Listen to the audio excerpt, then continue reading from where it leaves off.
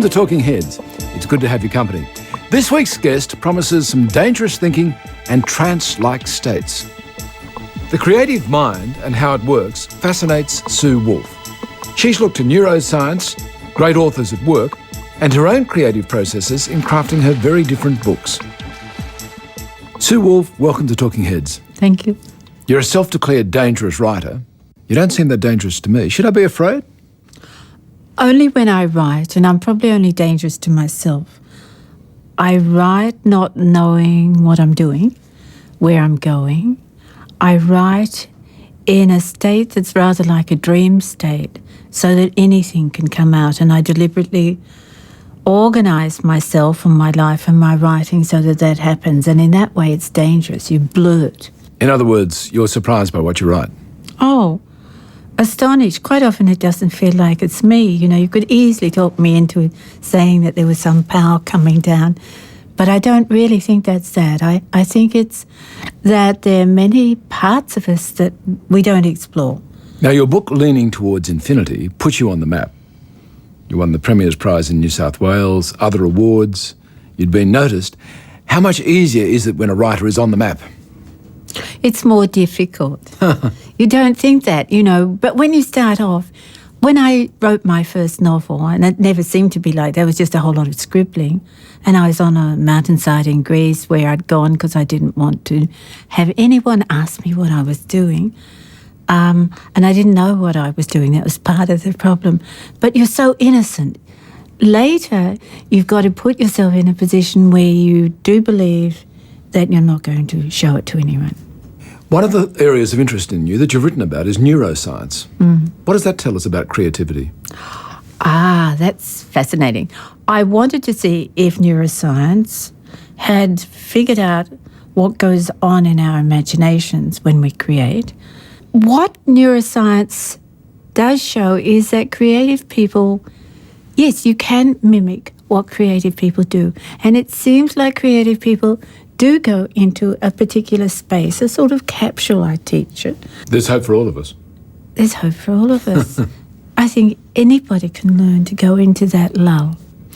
Your own life story, particularly your childhood, would have given many writers enough material to deal with for their whole lives.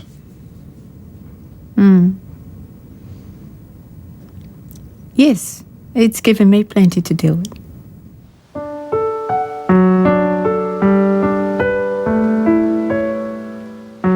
It's an immensely rich place, the imagination, immensely rich. You forget where you are, who you are, you forget time, you lose self-consciousness. It's an extraordinary state.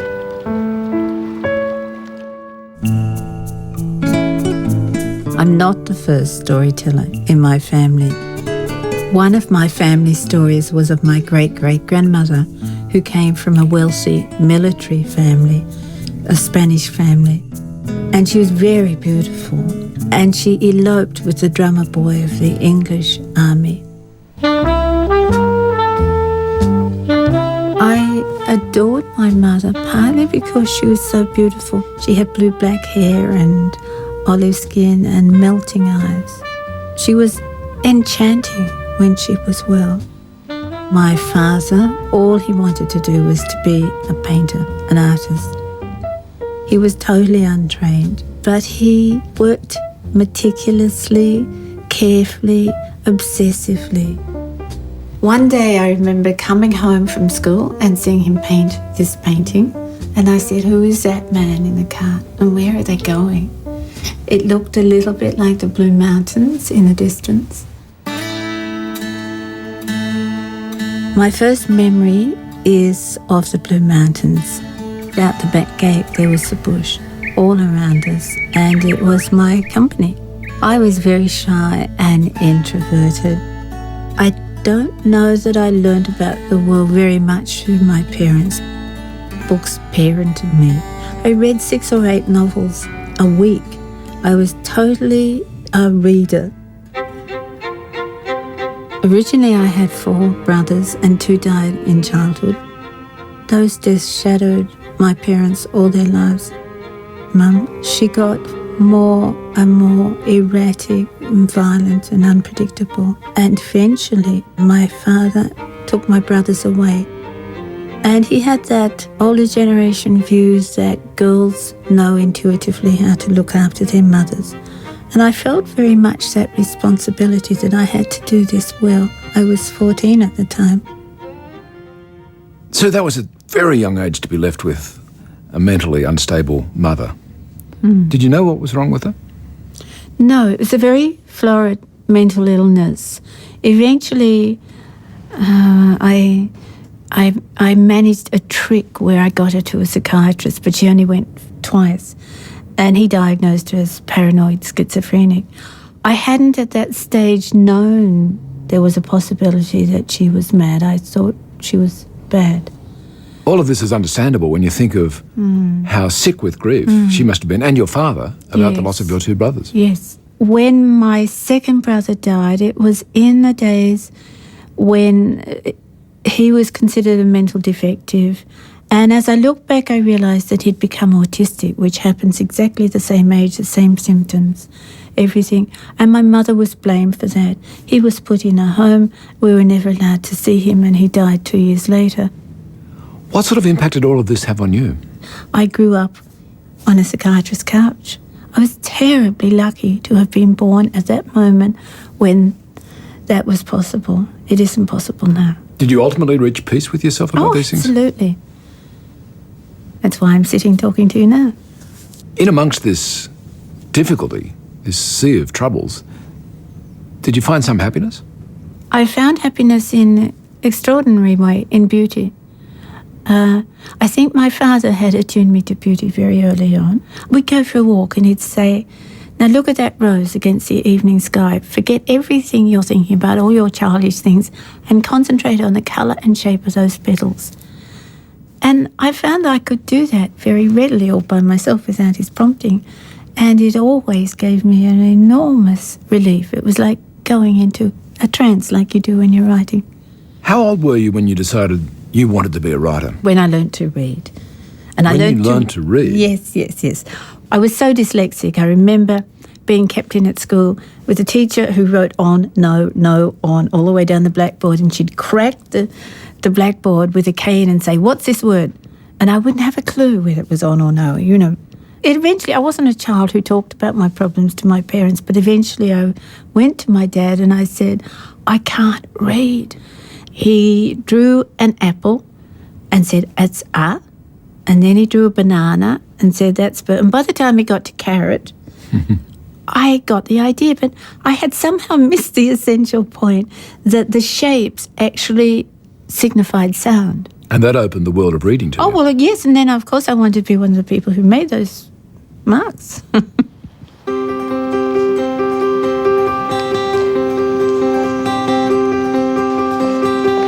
It was the most extraordinary change I think I'll have in my lifetime to go to university.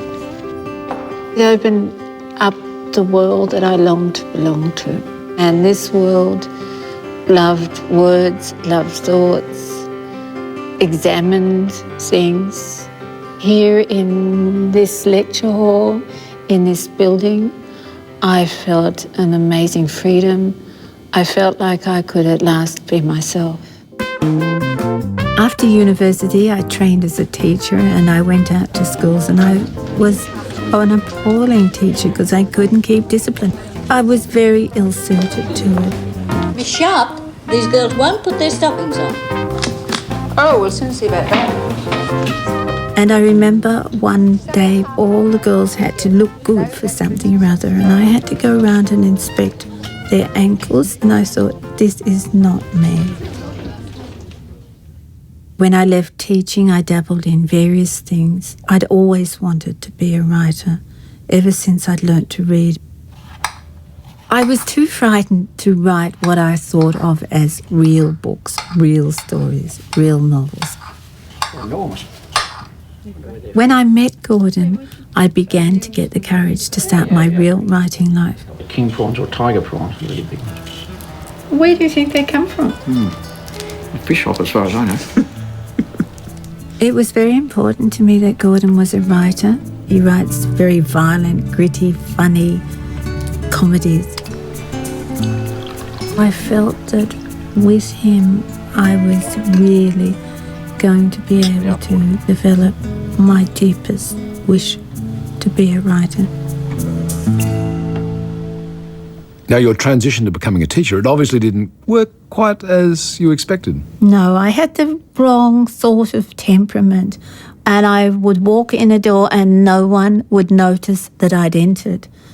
Eventually, an older teacher showed me how to walk in a door with an entrance, fling her fox fur head over her shoulder and command the room. If only you had a fox fur. You've only had many things, including a fox fur. Well, strange to say, this actually facilitated your path to becoming a writer because you started to write a textbook. Yes, yes. It's much easier teaching through a textbook than teaching in person, of course. One of your key books is about mathematics, or that is one of the themes. And at a young age, you married a mathematical genius, Michael Wolff, which is where Wolff came from in your name. Yes. Through your relationship with Michael, did you become fascinated by mathematics, which was, of course, his passion? Oh, yes. In our courtship, we talked about mathematics all the time. And in fact... But you weren't mathematically oriented at all, were you? No, I couldn't do maths. I couldn't add up. But when I was doing Leaning Towards Infinity, I would ring him and say, how many ways could you arrange 50 umbrellas, say? And he'd say, are you thinking of storing them on top of each other or beside? And I'd say, oh, anything. And he'd just do the sum in his head. What fascinated you about that? It was a different way to think. And I have talked to mathematicians later, and they have corroborated that it's a different way of thinking. They almost know those answers intuitively. Now, your later partner, Gordon Graham, he also was a helpful pathway for your writing. Yes. I think I still had that notion that a writer has to know what they're saying, has to have something to say, has to have a plot. And I found that he worked rather like my father did with his painting. He just started off and did masses and masses of writing with all little squibbles and squiggles and everything. And he just wrote and wrote and wrote and wrote, and eventually this play emerged. And I thought, I'd like to try that.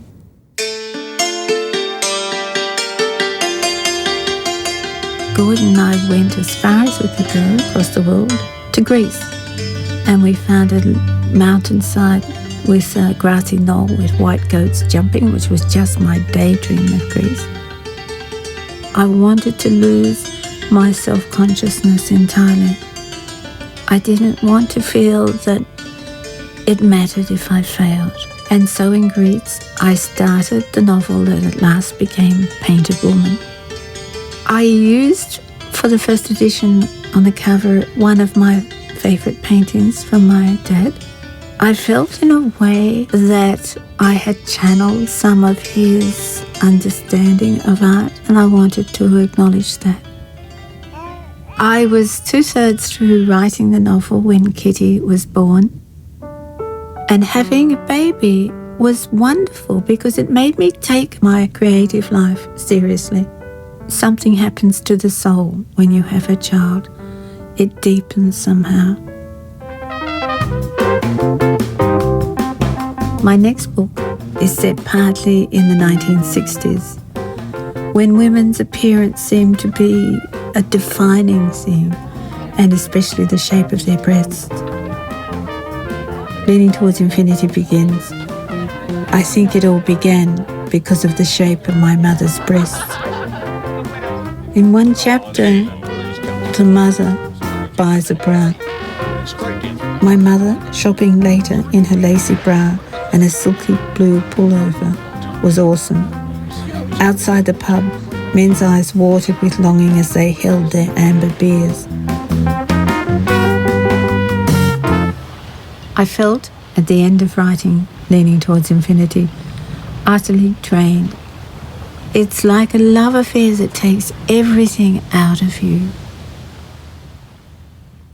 Leaning Towards Infinity has that wonderful cover, which, and there's no doubt that covers sell books. I'm going to sound like the most selfish person you've ever talked to. It was right for me because it looked weirdly like my mother. Well, I thought that immediately once I realised that your mother had Spanish blood. Yes. And my publisher showed me a couple and I said, I've got to have that. That's my mum. And what was really weird about it was that Leaning Towards Infinity started out, I planned to do a biography of my mother. And I got out a photograph of her, one of those funny old photographs where the photographers touch up the cheeks and the lips with pink, although it's sepia. I got that out and I started describing her face. And suddenly she was a mathematician and I was gone. What's been the most important writing to you? Maybe the last book I did about creativity, called The Mystery of the Cleaning Lady, because then I sort of came out of the closet and talked about this strange way of thinking. And that was very liberating for me, to talk about how an artist or a writer thinks. And particularly, it's interesting for me because I teach at Sydney University and I teach postgraduates who've been trained to be excellent at logical, reasoned thinking where you actually know what you're talking about, more or less. You know, one of the fascinating experiments, which was actually done quite a long while ago in the late 70s by someone called Colin Martindale, and it was at a time when people thought that creative minds were buzzing with ideas. And so he tested professional creative people against people who, it sounds like an insult now, it wasn't then, non-creatives as he called them. And with the IQ tests, they both had the same amount of cortical activity. But when they had a creative test, the non-creatives had very high cortical activity. But the creative people, it's extraordinary. The buzziness of their minds went below the level of the measuring instruments.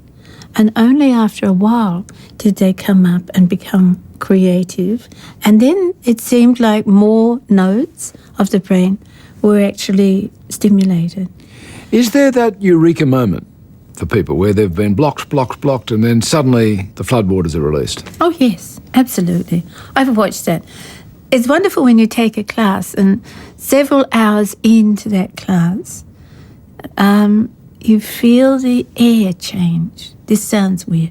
You feel the air go electric. You can feel people have gone somewhere amazing in their minds. Should they share it? No. It's disappointing, isn't it? Because with that comes a longing to share. You have this enormous sense of oneness with the world, but sharing it is very dangerous.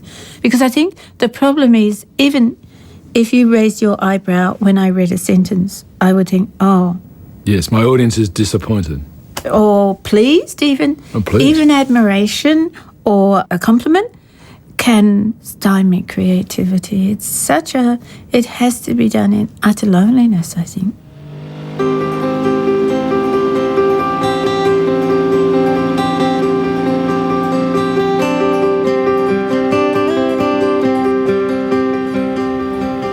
We have a house up a creek, off a river.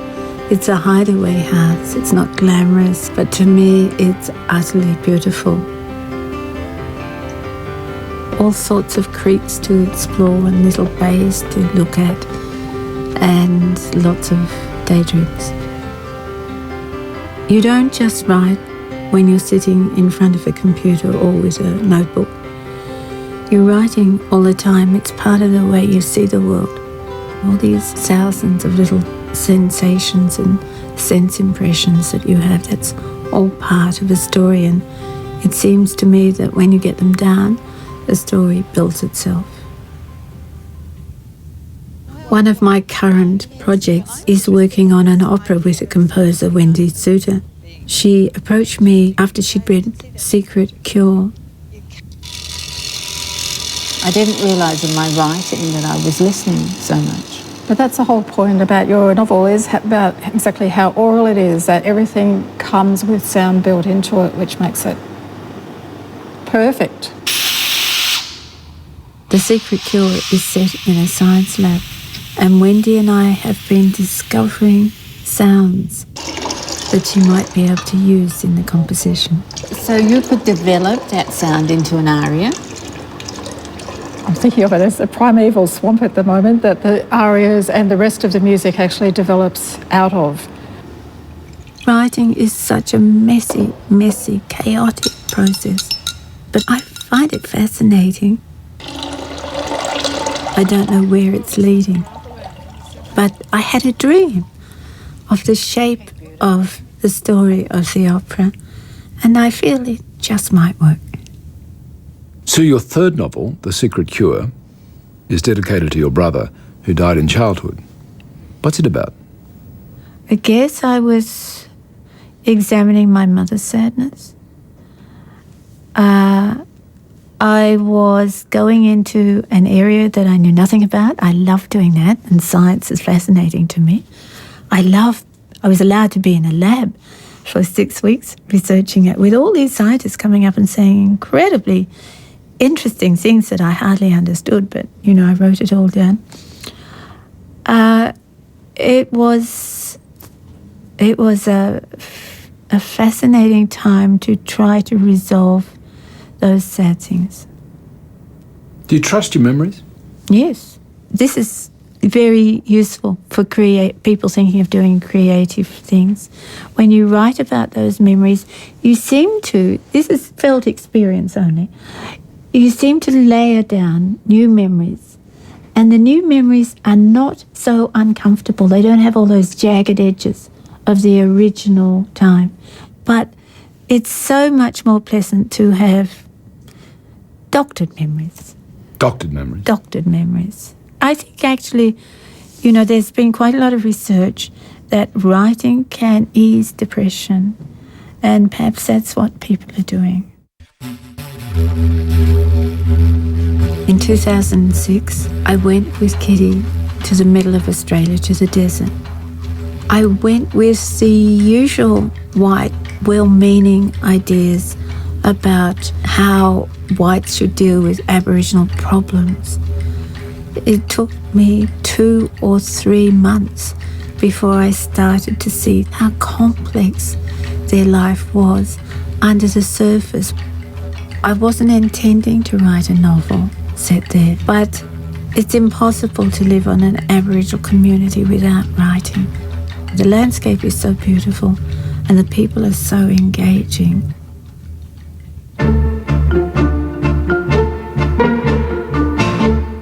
After a year of being in the desert, I was longing for a big dose of Western culture. And there was an Argentinian who taught tango, and I just embraced it. High, accommodate, direct, low.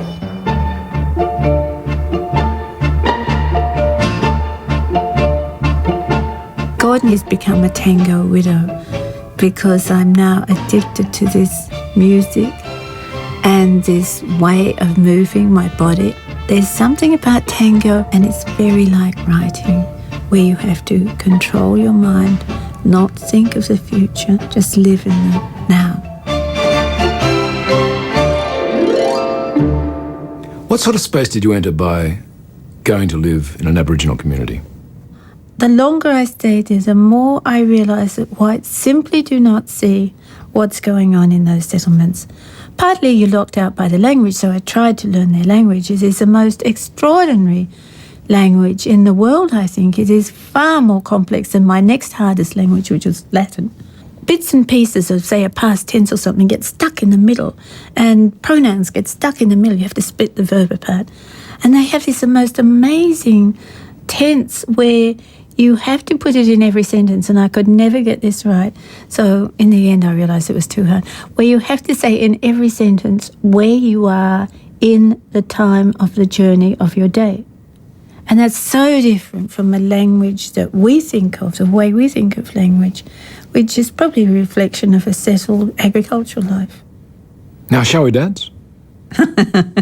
This tango, where's it taken you? In a way, you concentrate deeply, try to psych out what the man is going to do next, because you haven't a clue. Not a clue. He might twirl you here or twirl you there or lift you up or push you down. And you have to, you watch his muscles on his neck just here. That gives you a clue. And the other thing is you're trying to understand his mind. So in a way, you have to put away all your thoughts. You stop controlling. You just keep a free mind. And in a way, that's like the way I write. It's been great talking to you. Thank you. It's been great talking to you.